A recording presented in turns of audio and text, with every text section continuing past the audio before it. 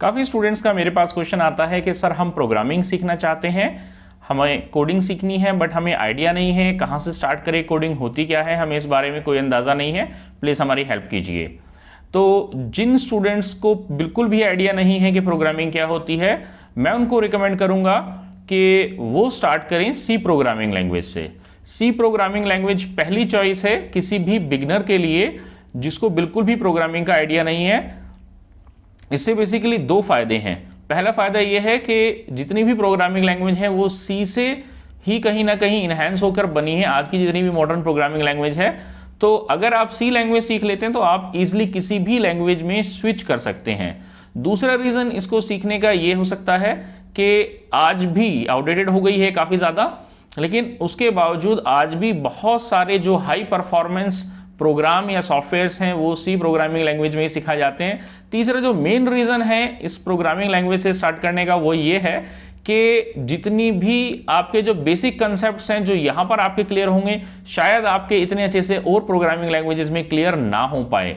जैसे आपका जो लाइब्रेरीज को इंक्लूड करने का कंसेप्ट है या किसी प्रॉब्लम को सॉल्व करने का जो आपका जो कंसेप्ट है, जिसमें आपके data types, loops, conditions, functions, ये सब जितने अच्छे आप यहां पर सीख पाएंगे और प्रोग्रामिंग लैंग्वेजेस में जो फोकस रहता है वो आपका एप्लीकेशन बनाने पे ज्यादा रहता है। आप कहीं से भी कोई भी ट्यूटोरियल्स या कोई भी कोर्स ज्वाइन करेंगे तो आपको बेसिक कंसेप्ट्स में बहुत कम टाइम आपका लगाया जाएगा, बहुत कम प्रॉब्लम्स आपको सॉल्व करने के लिए दी जाएंगी और बहुत जल्दी आपको जो है स्विच कर दिया जाएगा एप्लीकेशन डेवलपमेंट के अंदर। तो एप्लीकेशन बनाना तो आप बाद में सीखेंगे, पहले आपका बेसिक कंसेप्ट जो है वो स्ट्रांग होने जरूरी है।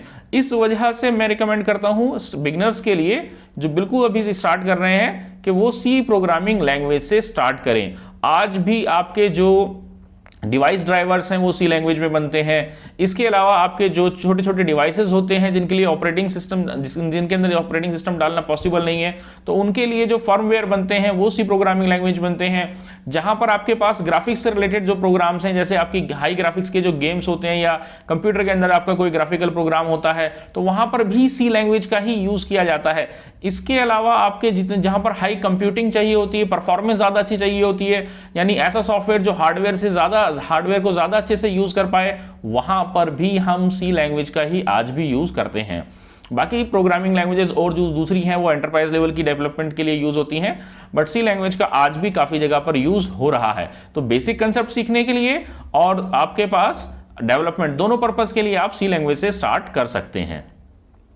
सेकेंड लैंग्वेज जो मैं आपको रिकमेंड करूंगा अगर आप बिगिनर हैं स्टार्ट करने के लिए, तो आप स्टार्ट कर सकते हैं जावास्क्रिप्ट से। जावास्क्रिप्ट से कंफ्यूज नहीं होइएगा, काफी स्टूडेंट्स को लगता है जावा और जावास्क्रिप्ट सेम है, ये दोनों बहुत ही अलग प्रोग्रामिंग लैंग्वेज है। जावा एक सही में कहा जाए तो एक प्रॉपर प्रोग्रामिंग लैंग्वेज है और जावास्क्रिप्ट जिसकी मैं बात कर रहा हूं ये प्रॉपर प्रोग्रामिंग लैंग्वेज नहीं है, इसको स्क्रिप्टिंग लैंग्वेज कहा जाता है, लेकिन आप इससे भी प्रोग्रामिंग सीखना स्टार्ट कर सकते हैं। ये बेसिकली जो ज्यादातर यूज होती है वो आपके वेबसाइट डेवलपमेंट के लिए यूज होती है। तो जिनको अपना फ्यूचर जो है कैरियर अपना वेबसाइट डेवलपमेंट में बनाना है या वेब एप्लीकेशन डेवलपमेंट में बनाना है, तो वो आप जो है स्टार्ट कर सकते हैं जावास्क्रिप्ट से। इसके लिए आपको मैं रिकमेंड करूंगा कि आप पहले HTML और CSS भी सीखें, जिससे आप जो है इसमें ज्यादा बेहतर तरीके से काम कर पाए। तो अगर हम जावास्क्रिप्ट की बात करें तो ये बेसिकली वेबसाइट जो आपकी बिल्कुल स्टैटिक होती थी पहले, बिल्कुल जिसमें फिक्स कंटेंट होते थे, तो उनमें जान डालने का काम जो है आपको उनको डायनेमिक बनाने का काम जावास्क्रिप्ट ने किया। तो जावास्क्रिप्ट में हम बेसिक जो भी प्रोग्रामिंग है सिंपल से सिंपल कर सकते हैं और कॉम्प्लेक्स से कॉम्प्लेक्स टास्क भी इसमें किया जा सकते हैं। आज की डेट में और बहुत सारी प्रोग्रामिंग टेक्नोलॉजीज आ गई हैं, जैसे JSP, ASP, PHP और बहुत सारी, जिसमें हम वेबसाइट्स के लिए प्रोग्रामिंग कर सकते हैं। बट कहीं ना कहीं डायरेक्टली इनडायरेक्टली आज भी 90% से ज्यादा वेबसाइट जो है वो कम या ज्यादा जावास्क्रिप्ट को यूज करती हैं। तो ये बहुत ज्यादा इंपॉर्टेंट है और इवन इसकी जो डेवलपमेंट है वो क्योंकि डायरेक्टली बढ़ती जा रही है, तो वेबसाइट्स के अंदर इसका इनकॉर्पोरेशन भी बढ़ता जा रहा है, यानी लोग इसको ज्यादा यूज कर रहे हैं आपके सिंपल ऑपरेशंस परफॉर्म करने के लिए भी और कॉम्प्लेक्स ऑपरेशंस परफॉर्म करने के लिए भी। तो इसकी काफी ज्यादा डिमांड है मार्केट में। और यहाँ इसमें अच्छी बात यह है कि इसको रन करने के लिए आपको किसी एडिशनल सॉफ्टवेयर की जरूरत भी नहीं पड़ती है। आप इसे सिंपली एक नोटपैड से और ब्राउजर से चला सकते हैं। नोटपैड में कोड लिखेंगे इसका और आपको जो है किसी भी ब्राउजर पे इसको रन कर सकते हैं। तो अलग से कोई कंपाइलर या कोई आपको जो है सॉफ्टवेयर डाउनलोड करने की या इंस्टॉल करने की जरूरत नहीं है। सी लैंग्वेज या और कोई भी प्रोग्रामिंग लैंग्वेज सीखेंगे थोड़ा सा इसमें दिक्कत रहती है स्टार्टिंग में, बट इसे आप बहुत जल्दी स्टार्ट कर सकते हैं चलाना। तो स्टार्टिंग के लिए मैं आपको रिकमेंड करूंगा कि आप अगर सी लैंग्वेज से नहीं स्टार्ट करना चाह रहे हैं, वेब डेवलपमेंट में जाना चाहते हैं, तो आप स्टार्ट कर सकते हैं जावास्क्रिप्ट से भी। थर्ड प्रोग्रामिंग लैंग्वेज जो मैं आपको रिकमेंड करूंगा वो है आपकी पाइथन। पाइथन आपने शायद नाम भी सुना होगा, आजकल बहुत ज़्यादा पॉपुलर है, मार्केट में बहुत डिमांड है इसकी, काफ़ी जगह ये आज बड़े बड़े प्रोजेक्ट में यूज़ भी हो रही है। और सबसे बड़ी अच्छी बात जो है इसकी वो ये है कि इसका जो सिंटेक्स है, इसका जो लिखने का तरीका है वो बहुत ज़्यादा आसान है, बहुत ज़्यादा प्रोग्रामर फ्रेंडली है एंड बहुत ज़्यादा इंग्लिश से मैच करता हुआ है। इसकी काफ़ी ज़्यादा जो रूल्स हैं वो आपके हार्ड बाउंडेड नहीं है, आप अगर कहीं कुछ सेमी कॉलन्स वगैरह भूल जाते हैं तो भी आपका जो है कोड रन कर जाता है। सी के साथ ये थोड़ी सी स्टार्टिंग बिगिनर्स जो होते हैं उनके लिए एरर आती है, थोड़ी सी दिक्कत रहती है, बट पाइथन में जो है काफ़ी जगह आपकी एरर्स वगैरह नहीं आती है। तो कई लोगों को ये पॉइंट अच्छा लगता है, कई लोगों को मैं रिकमेंड नहीं करता हूँ कि आप ना जब सीख रहे हैं तो बिल्कुल स्टार्टिंग अच्छे से सीखें।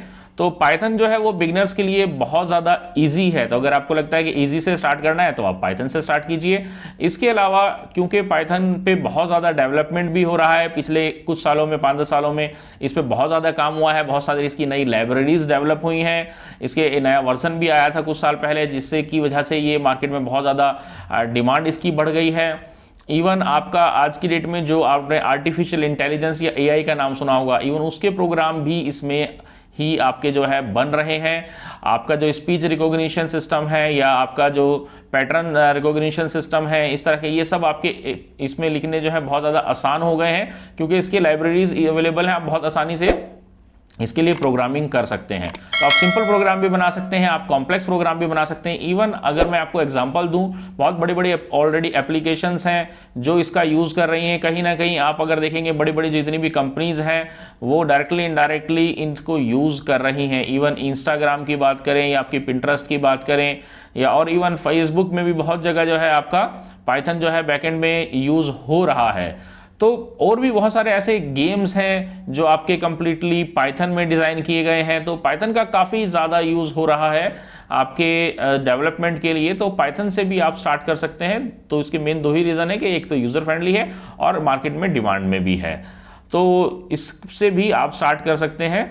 मैं आने वाले चैनल आपके आने वाले YouTube वीडियोस में आपको कुछ चैनल्स या कुछ रिसोर्स मटेरियल भी शेयर करूंगा कि कहां से आप ये प्रोग्रामिंग लैंग्वेज सीखना चाहते हैं। तो आप पेड कोर्स के लिए जाना चाहें, मैं स्टार्टिंग में रिकमेंड नहीं करूंगा कि आप पेड कोर्स के लिए जाएं। बहुत सारा फ्री रिसोर्स मटेरियल अवेलेबल है जहां से आप ये जो है प्रोग्रामिंग लैंग्वेजेस सीख सकते हैं। तो आप पहले फ्री से स्टार्ट कीजिए, जब आपको लगता है कि हाँ आपने एक कुछ लेवल अचीव कर लिया है तो आप स्विच कर सकते हैं, पेड कोर्स के लिए एनरोल कर सकते हैं, जहाँ पर आप 1-to-1 किसी ट्रेनर से सीख सकते हैं, कुछ अच्छे टिप्स ले सकते हैं उनसे। तो उसके लिए भी मैं आपको बहुत सारा जल्दी रिकमेंड करूँगा। इसमें भी आपका कोई डाउट है तो वो आप मुझसे पूछ सकते हैं कमेंट में। ऐसी ही और मज़ेदार वीडियोस के लिए, इंफॉर्मेशनल वीडियोस के लिए आप चैनल को अगर सब्सक्राइब नहीं किया है तो चैनल को सब्सक्राइब कर लीजिए। एंड वीडियो अच्छी लगी है तो उसको लाइक कीजिए और अपने फ्रेंड्स के साथ शेयर कीजिए जिसको आपको लगता है कि ये यूज़फुल हो सकती है उनके लिए। और अगर आप चाहते हैं कुछ इसी तरह की वीडियोस आपको और चाहिए या किस चीज़ के ऊपर आप चाहिए वो आप मुझे कमेंट में बता सकते हैं। इस वीडियो में इतना ही। Thank you very much. Next मिलते हैं नेक्स्ट वीडियो में। Bye bye.